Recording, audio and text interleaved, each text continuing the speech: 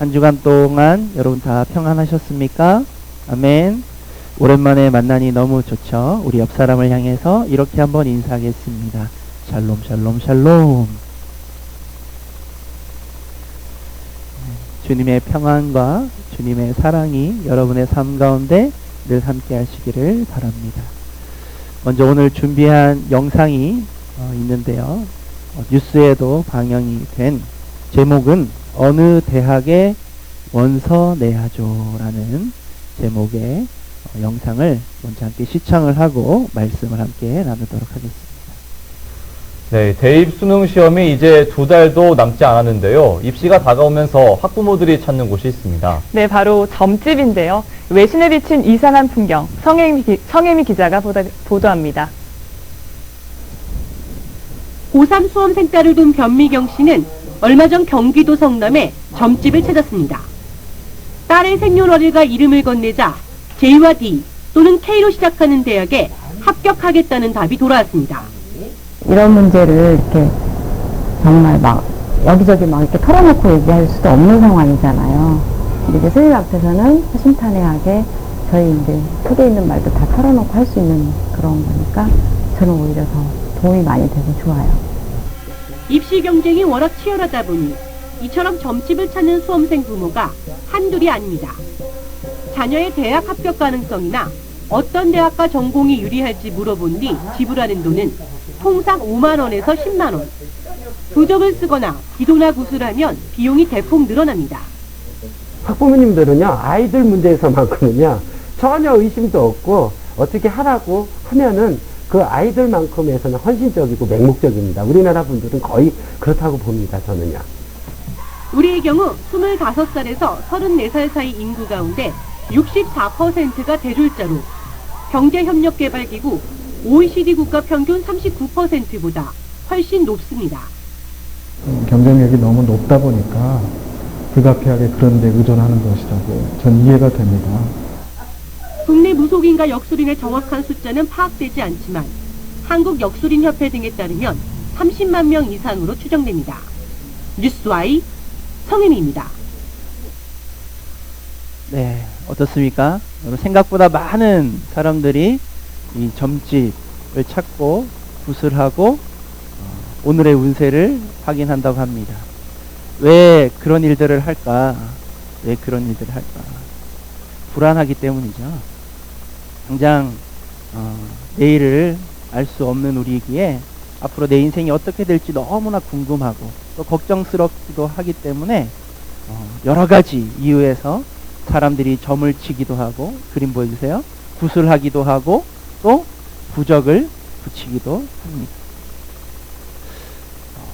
그런데 이런 행동은 오늘날 갑작스럽게 나타난 것이 아니라 사람이 하나님께로부터 죄를 범하고 하나님께로부터 멀어진 이후, 타락한 이후부터 오늘날까지 계속해서 나타나고 있는 현상입니다. 그러면 하나님께서는 오늘날 이러한 행동들에 대해서 과연 어떻게 바라보고 계실까?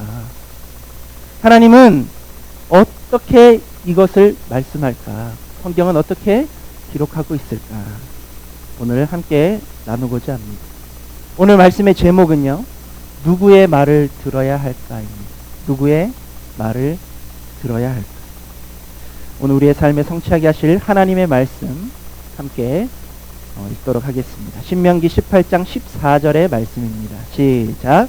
내가 쫓아낼 이 민족들은 기륭을 말하는 자나 점쟁이의 말을 듣거니와 내게는 내 하나님 여호와께서 이런 일을 용납하지 아니하시느니라. 아멘. 오늘 본문으로 소개되고 있는 신명기 18장의 말씀의 배경은 그림에도 나오듯이 모세가 이스라엘 백성들을 향해서 했던 두 번째 설교의 내용입니다. 이스라엘 백성들이 출애굽을 해서 엑소더스, 그들이 하나님께서 가라고 한 그 가나안이라고 하는 땅을 목전에 두고 입성을 앞에 두고 지금 이스라엘 백성들을 향해 모세가 이야기하는 내용이 바로 오늘 우리가 함께 읽고 있는 신명기 18장의 말씀입니다. 이스라엘 사람들이 이제 들어가야 할 이 가나안이라고 하는 땅은 너무나 풍족하고 비옥한 땅이었지만 단 몇 가지 조심하고 멀리해야 할 것이 있었던 것입니다. 그것을 모세가 하나님을 대언해서 지금 사람들에게 말씀하고 있는 거죠. 신명기 18장 9절부터 11절에 이 말씀이 기록되어 있습니다. 18장 9절에서 11절. 9절입니다. 내 하나님 여호와께서 내게 주신 땅에 들어가거든 너는 그 민족들의 가증한 행위를 본받지 말 것이니. 10절. 그의 아들들이나 딸을 불 가운데로 지나게 하는 자, 점쟁이나 기륭을 말하는 자, 요술하는 자나 무당이나. 11절. 진언하는 자나 신접자나 박수나 초혼자를 너희 가운데 용납하지 말라. 아멘. 이게 여러분 무슨 말입니까? 너희가 이스라엘 백성들 너희가 이제 가나안 땅에 들어가면 너희 민족 중에는 그 가나안 민족 중에는 점쟁이도 있고 기륭을 말하는 자도 있고 요술하는 자도 있고 무당도 있고 진언자도 있고 박수나 초혼자가 있는데 그들을 용납해라. 용납하지 말라. 용납하지 마라. 상종도 하지 마라. 가까이 두지 마라. 라고 모세가 지금 강력하게 하나님의 마음을 대언하고 있는 거예요. 용납도 하지 말라. 이 각각의 사람들이 하는 일들은 그림 서로 조금씩 달라 보일 수 있겠지만 이러한 사람들이 하는 일들의 공통적인 부분이 있어요. 이런 부류의 사람들은 사람들을 지금보다 더 얽매게 하게 하고 사람들을 지금보다 더 두렵게 만들기도 하고 사람들을 지금보다 더 걱정스럽게 만들기도 하고 그리고 더불어 살아가는 이 사회에서 나만 잘 먹고 잘 살면 된다라고 하는 이기적인 모습으로 몰아가는 특징들이 있습니다. 구약성경 민수기를 보면 모압 땅의 왕이었던 발락이 선지자 발람을 불러가지고 그에게 이스라엘 땅을 저주하라고 시킵니다. 왜 그렇게 합니까? 왜 그렇게 했을까? 자신들의 안전 때문에 그렇습니다.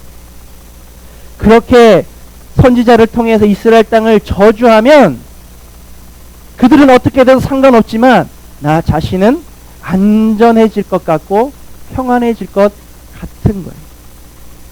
그래서 한 거예요. 너무나 이기적이지 않습니까? 그래서 때로는요, 그 시대에도 사람, 특히 자녀들을 태워서 죽여서까지 신에게 제물로 바치기도 했다고 성경은 기록합니다. 여러분, 이러한 모든 행위, 그리고 이러한 행위를 하는 모든 행위자들을 하나님께서는 어떻게 생각하실까? 하나님은 하나님의 형상으로 지음받은 사람들이 행복하기를 원하십니다. 아멘. 그런데요, 이런 이기적인 자기중심적인 사람들의 모습은 결국 하나님을 욕되게 하는, 모욕하는 것과 같다라고 성경은 우리에게 증언하고 있습니다. 신명기 18장 12절 말씀에 이렇게 기록하고 있습니다. 이런 일을 행하는 모든 자를 여호와께서는 가증히 여기신다. 이런 가증한 일로 말미암아 내 하나님 여호와께서 그들을 내 앞에서 쫓아내실 것이다. 하나님은요, 이런 모든 행위를 하는 행위자들을 가증히 여기십니다. 여러분, 가증하다는 것은 무엇입니까? 그냥 조금 싫어하는 정도가 아니라 역겨워하는 거예요. 구역질 날 정도로 혐오스러워한다는 표현입니다. 하나님께서 그러하시다라는 거예요. 사랑하는 여러분, 우리의 미래는, 우리의 행복은, 우리의 모든 삶의 걸음걸음은, 아멘을 잘하시기 바랍니다, 하나님 손에 달려있는 줄로 믿습니다. 아멘. 점치고 굿하고 부적 붙이는 것에 있지가 않다라는 거예요. 하나님은 이런 미련한 행동을 용납하지 않으신다. 가증히 여기신다고 오늘 말씀합니다. 그렇기 때문에 하나님은 이스라엘 백성들에게 너희는 이러한 행위를 해서도 안 되고 배워서도 안 된다라고 말씀합니다. 신명기 18장 13절에 이렇게 기록하고 있어요. 너는 내 하나님 여호와 앞에서 완전해라. 퍼펙트 해야 된다. 오늘날로 말하면 이런 거죠. 얘들아, 너네 이러면 안 돼. 안 돼. 너희들도 요행을 바라고 살면 안 돼. 세상에 물든 채로 살면 안 돼. 복권하고 로또하고 주식하고 비트코인 하면 안 돼. 여러분, 제게도 주식하라고 권유하는 선배가 있습니다. 목사예요. 그것도 목사. 사랑하는 여러분, 다른 사람들 다 하나는데요, 나는 안 할 거야. 나는 절대 그러지 않을 거야. 라는 결심만으로는 충분하지가 않습니다. 그 결심과 함께 하나님의 말씀으로 나를 채우고, 할렐루야, 하나님의 말씀이 향하는 그 삶을 살아가는데 힘을 써야 할 줄로 믿습니다. 아멘. 우리는 배우려고 배우는 게 아니라 나도 모르게 마음이 세상에 빠져버려서 그 흐름에 놀아나게 되는 겁니다. 지금은 전자신문화가 많이 되어져서 이제는 받아보는 신문이 많이 없죠. 그래서 찾아보기 힘들겠지만 아마 이 자리에 앉아있는 30대 이상 되는 청년들, 또 우리 선생님들은 아마 기억하실 겁니다. 우리가 그 시대에는 신문을 한 부씩 이렇게 다 받아봤지 않습니까? 그런데 신문을 딱 펼치면 늘 꼭 스쳐 지나가지 아니하고 꼭 보는 부분이 있습니다. 그게 뭔지 아십니까, 여러분? 여러분 지금까지 매일매일 그것을 보면서 살아오셨어요. 바로 이거예요. 오늘의 운세. 오늘의 운세.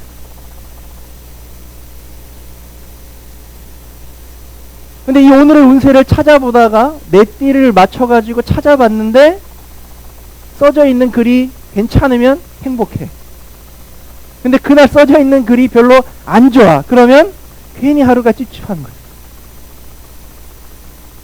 나도 모르게 작은 호기심이라는 것이 나를 그곳으로 이끌어가죠.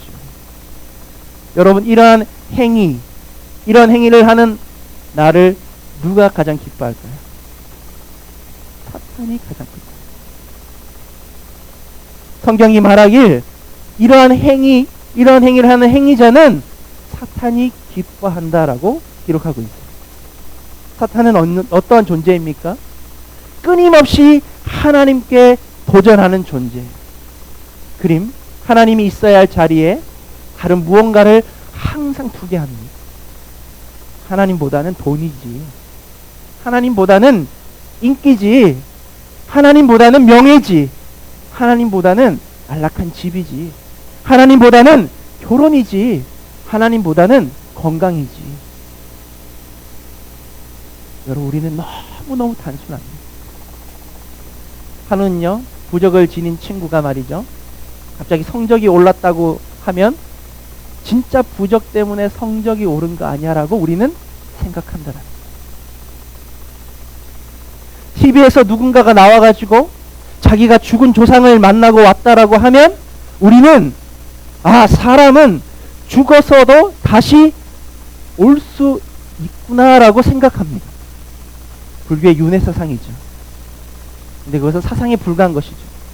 죽은 사람 때문에 우리가 행복할 수도 있고 불행할 수도 있겠구나라고 생각하게 된다라는 거예요.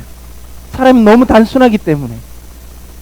또 누군가가 나의 미래에 관해서 이야기한다라고 하면 어떻게 반응합니까? 우리는 귀가 팔랑팔랑 거리면서 괜찮아, 나는 그런 거 안 믿어, 근데 한번 얘기해봐, 들어는 볼게, 그러는 게 우리라는 거예요.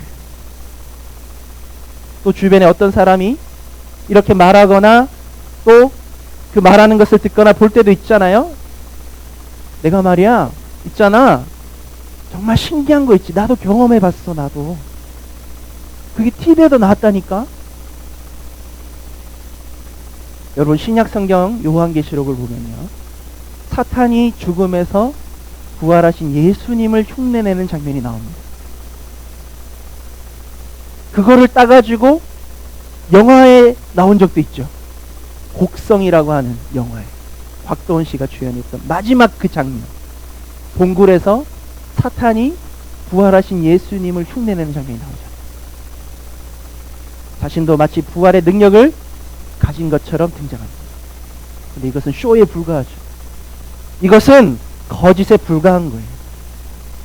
우리에게 영원한 구원을 베푸시고 영원한 삶으로 인도하시는 하나님, 우리 주 예수 그리스도 한 분뿐임을 믿음으로 고백하며 살아가는 저와 여러분 될 수 있기를 우리 주 예수 그리스도의 이름으로 간절히 축원합니다. 모든 이름 위에 뛰어난 이름 예수 그리스도. 할렐루야. 그 어떤 능력도 하나님보다 뛰어날 수 없음을 여러분 기억할 수 있기를 바랍니다. 아멘. 사람이 누릴 수 있는 부와 명예와 존귀도 하나님으로부터 오는 겁니다. 사랑하는 여러분, 점치는 것, 죽은 자를 불러내는 것, 그 어떠한 신비로운 일들이 우리의 삶을 이끌어갈 수 없다는 것을 여러분 꼭 기억하기 바랍니다. 그거에 매료되지 않기를 바랍니다. 그거에 호기심 가지지 않기를 바랍니다. 하나님은 하나님보다 앞서는 것들, 하나님의 자리를 넘겨보는 그 무엇도 용납하지 않으신다고 했어요. 용서하지 않는다고 하십니다. 역겨워하십니다. 그러기에 바라기는 하나님의 말씀을 묵상하고 하나님의 약속을 신뢰하고 하나님의 말씀이 향하고 있는 삶에 우리가 힘써 살아갈 수 있기를 바랍니다. 아멘. 미신적이고 주술적인 행위, 하나님의 자리를 대신해서 등장하는 그 어떠한 것에도 여러분 마음 뺏기지를 말고, 그림